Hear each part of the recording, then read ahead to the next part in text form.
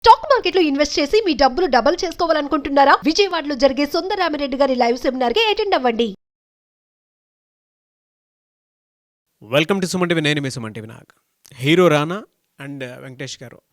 So దీనికి సంబంధించినటువంటి ఒక్కొక్క న్యూస్ నడుస్తుంది. డెకాన్ కిచెన్ ఈ న్యూస్ ఏంటి, దీనికి సంబంధించినటువంటి పూర్తి స్టోరీ ఏంటి? కొంతమంది అయితే ఈ న్యూస్కి సంబంధించినటువంటి వాటిల్లో దగ్గుబాటి ఫ్యామిలీలో వెంకటేష్ గారు కానివ్వండి, రానా గారు కానివ్వండి అరెస్ట్ అయ్యే అవకాశం ఉంది అని చెప్పేసి అంటూ ఉన్నారు. వీటిల్లో నిజం ఎంత అంటే డెకాన్ కిచెన్ స్టోరీ ఏంటి అనేది ఈరోజు మనతో పాటు హైకోర్టు అడ్వకేట్ రవీంద్రనాథ్ గారు ఉన్నారు. ఇది వారి మాట్లాడి తెలుసుకుందాం.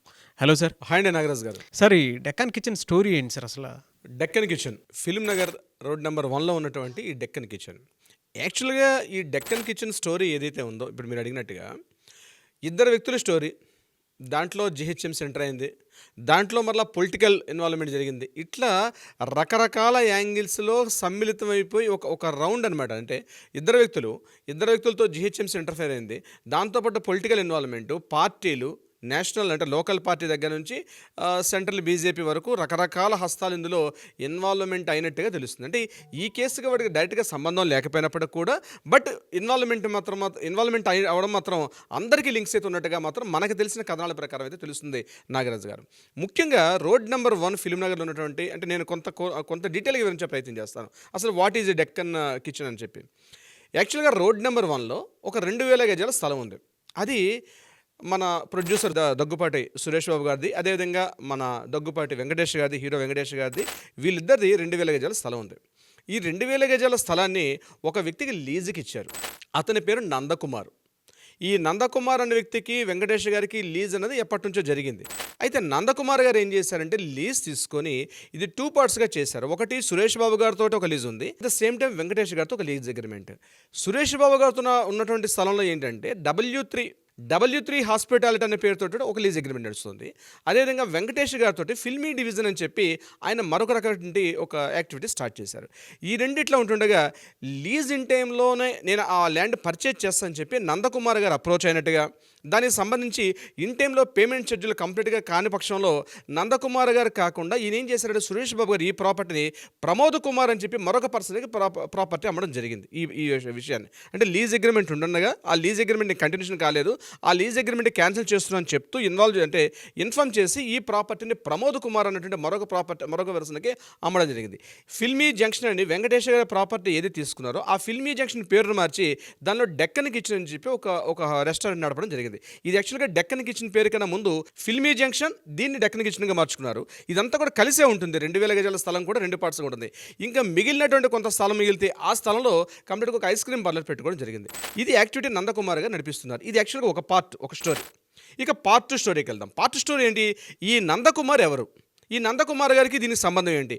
ఈ నందకుమార్ అనే వ్యక్తి రకరకాలుగా, ముఖ్యంగా ఈ పొలిటికల్ ఇన్వాల్వ్మెంట్, ఆయన ఒక builder, at the same time ఒక కాంట్రాక్టర్ చేస్తూ ఆయన రకరకాల పొలిటికల్ యాక్టివిటీస్లో ఉన్నాడు. ఈ నందకుమార్ గారి విషయానికి మనం తెలుసుకోవాలనుకుంటే ఒక 2 years బ్యాక్ వెళ్ళాలి. నందకుమార్ గారు ఏం చేశారంటే టీఆర్ఎస్ ఎమ్మెల్యేల కొనుగోలు వ్యవహారం అంటే మొయినాబాద్ ఫామ్ హౌస్లో ఈయనతో పాటు చంద్రశేఖర్ భారతి అని ఒక పర్సన్, సింహయాజు అనే పర్సన్, వీళ్ళు ముగ్గురు కూడా ఒక ఫామ్ హౌస్లో ముగ్గురు కూడా రెడ్ హ్యాండెడ్గా దొరికారు. ఎందుకు రెడ్ హ్యాండెడ్గా దొరికారంటే కొన్ని లావాదేవీలు టీఆర్ఎస్ ఎమ్మెల్యేలను కొనుగోలు చేస్తూ వీళ్ళని ఒక జాతీయ పార్టీ వీళ్ళని కొనుగోలు చేస్తే వీళ్ళకి భారీ మొత్తంలో నగదులు, స్థలాలు, కొన్ని రకరకాల గిఫ్ట్ అని ఇస్తామని చెప్తే ఎగ్జిస్టింగ్ ఉన్నటువంటి ఎవరైతే టీఆర్ఎస్ ఎమ్మెల్యేని కానీ కొనుగోలు చేస్తే ఒక జాతీయ పార్టీ ఈ యొక్క కొనుగోలు వ్యవహారం పూర్తిగా నడిపించినట్టు, ఈ నడిపిస్తే అందులో భారీ స్థాయిలో నగదు మొత్తం కావచ్చు, రకరకాల లాంఛనాలన్నీ పూర్తి చేస్తామని చెప్తూ ఒక ఆడియో టేప్ ఒక 4 ఎమ్మెల్యే రిలీజ్ చేస్తారు ఒక 2 years బ్యాక్. ఆ 4 ఎమ్మెల్యేలు ఏదైతే చెప్పారో దానికి తీసుకున్నటువంటి మొయినాబాద్ ఫామ్ హౌస్లో వాళ్ళు చెప్పినట్టుగా వెళ్ళినప్పుడు ఈ మొయినాబాద్ ఫామ్ హౌస్లో ఈ 3 వ్యక్తులు ఉన్నారు. అయితే ఈ మొయినాబాద్లో ఫామ్ హౌస్లో 3 వ్యక్తులు ఈ నందకుమార్ ఒక వ్యక్తి, రామచంద్ర భారతి, నందకుమారు, సింహయాజులు, వీళ్ళు ముగ్గురు కూడా రెడ్ హ్యాండెడ్గా దొరికారు. అయితే వీళ్ళకి కేవలం మన హైదరాబాద్ ఒకటే కాకుండా కర్ణాటక, హర్యానా, పంజాబ్, ఢిల్లీ ఈ ప్రాంతాలతో కూడా రకరకాల, అంటే భారీ స్థాయిలో రకరకాల డిస్కషన్ జరిగాయని ఆడియో క్లిప్లు కూడా ఒక 2 years బ్యాక్ భారీ స్కామ్ బయటపడిందట. అంటే ముఖ్యంగా ఎమ్మెల్యేలను కొనుగోలు చేసే ప్రయత్నంలో ఎప్పుడైతే న్యూస్ దొరికిందో ఈ న్యూస్ సంబంధించి ఈ నందకుమార్ గారిని అరెస్ట్ చేశారు. అరెస్ట్ చేసి ఈయన మరలా రిమాండ్లో కూడా పెట్టారు. అప్పట్లో రిమాండ్లో పెట్టడం కూడా జరిగింది. ఎవరైతే ఈ ప్రధానంగా రామచంద్ర భారత్ అనేటువంటి ఎవరైతే స్వామీజీ ఉన్నారో ఈ స్వామీజీ ఆధ్వర్యంలోనే పూర్తిగా ఈ వ్యవహారం అంతా నడిచినట్టుగా అప్పట్లో ఒక 2 ఏళ్ల క్రితం ఒక పెద్ద ఇష్యూ నడిచింది అప్పట్లో. దీని మీద మళ్ళీ ఏసీబీ వాళ్ళు కూడా అరెస్ట్ చేశారు. అయితే ఏసీబీ వాళ్ళు అరెస్ట్ చేసి 14 days జైలుకి పంపించినప్పుడు అక్కడ కీలకంగా వీళ్ళ దగ్గర ఎటువంటి నగదు అంటే అమౌంట్ పెద్ద మొత్తం దొరకలేదు కాబట్టి అప్పుడు హైకోర్టు ఏం చేసిందంటే ఈ రిమాండ్ని క్యాన్సిల్ చేసింది. ఆ రిమాండ్ క్యాన్సిల్ అవడంలో ఒక 15 రోజుల పాటు పోలీస్ కస్టడీ నుండి కూడా నందకుమార్ రిలీజ్ అయ్యాడు. ఆ టైంలో ఈడీ ఎంక్వైరీ చేయడం, ఎన్ఫోర్స్మెంట్ డైరెక్టరేట్, అదేవిధంగా ఏసీబీ వాళ్ళందరూ కూడా ఎంక్వైరీస్ చేశారు ఈ నందకుమార్కి. ఆ నందకుమారు అప్పట్లో టీఆర్ఎస్ ఎమ్మెల్యేల కొనుగోలు వ్యవహారంలో కీలకంగా ఒక పాత్ర పోషించాడు. ఈ ఇష్యూ ఇలా ఉంటుండగానే అట్ ద సేమ్ టైం అదే 2 yearsలో ఏం జరిగిందంటే మరి ఏమి జరిగిందో ఏంటన్నది అధికారికంగా తెలియాలి, మనమైతే అఫీషియల్గా చెప్పలేం. కాబట్టి విషయం ఏంటంటే ఇదే సమయంలో అప్పుడు లోకేష్ కుమార్ జీహెచ్ఎంసీగా పనిచేస్తుంటే కమిషనర్ లోకేష్ కుమార్ ఇమీడియట్గా ఒక సండే పూట కంప్లీట్గా వెళ్ళి ఆ యొక్క ఏదైతే ఉందో ఈ యొక్క ఇప్పుడు నేను చెప్పిన డెక్కన్ కిచెన్ పార్ట్ని కంప్లీట్గా కూల్చేయడం జరిగింది. ఏది ఒకవైపు కేసు కోర్టులో నడుస్తుంది, ఈ నందకుమార్ అరెస్టు ఈ వ్యవహారం అంతా ఆ పార్ట్ నడుస్తుండగానే at the same time Deccan కిచెన్ని పూర్తిగా కూల్చేయడం జరిగింది. అయితే ఇక్కడ రానా దగ్గుపాటి గారికి వెంకటేష్ గారికి ఉన్నటువంటి ఏదైతే ఈ ప్రాపర్టీ ఇష్యూ ఉందో నందకుమారికి మధ్యలో ఉన్నటువంటి ప్రాపర్టీ, ఇదే సమయంలో సురేష్ బాబు గారు ఏం చేశారంటే దగ్గుబాటి సురేష్ బాబు గారు ఈ ప్రాపర్టీ లీజ్ అగ్రిమెంట్ ఉంటుండగానే ప్రమోద్ కుమార్ గారు ప్రాపర్టీ అమ్మడం, అట్ ద ప్రమోద్ కుమార్ కూడా మరొక సేల్ అగ్రిమెంట్ ఇచ్చినట్టుగా. అయితే అట్ ద సేమ్ టైం ఈ ప్రాపర్టీని సురేష్ బాబు గారు తన అబ్బాయి అయినటువంటి రానా దగ్గుబాటి గారు ఈ ప్రాపర్టీ ట్రాన్స్ఫర్ చేశారు ఈ ప్రాపర్టీని. అయితే నేను లీజ్ అగ్రిమెంట్లో ఉంటుండగా ఈ ప్రాపర్టీని మీరు ఎట్లా సేల్ చేస్తారని చెప్పి ఎవరైతే నందకుమార్ గారు ఉన్నారో హైకోర్టుకు అప్రోచ్ చేయడం జరిగింది. ఈ సందర్భంలో హైకోర్టు కీలకంగా ఆదేశాలు జారీ చేసింది. ఈ ప్రాపర్టీని స్టేటస్కో ఎటువంటి టచ్ చేయడానికి వీల్లేదు, తటస్థంగా ఉండమని చెప్పి ఈ ప్రాపర్టీని ఇచ్చినప్పటికీ కూడా మరి ఏం జరిగిందో రాజకీయ కోణం ఏం తెలియదు కానీ ఇమ్మీడియట్గా నందకుమార్ సంబంధించిన ఈ డెక్కన్ కిచెన్స్ మీద జీహెచ్ఎంసీ వాళ్ళు వచ్చి లోకేష్ కుమార్ అప్పుడు కమిషనర్గా ఉన్నప్పుడు లోకేష్ కుమార్ గారి ఆధ్వర్యంలో పూర్తిగా ఒక సండే హుటాహుటిని వచ్చి ఒక భయభ్రాంతులకు గురి చేసి పూర్తిగా ఆ డెక్కన్ కిచెన్ అప్పుడే కూల్చివేశారు. ఇది యాక్చువల్ జరిగిన ఇష్యూ, 2 years బ్యాక్ జరిగిన ఇష్యూ అనమాట. ఇది అంటే నవంబర్ ఆ సీజన్లో జరిగినటువంటి ఇష్యూ.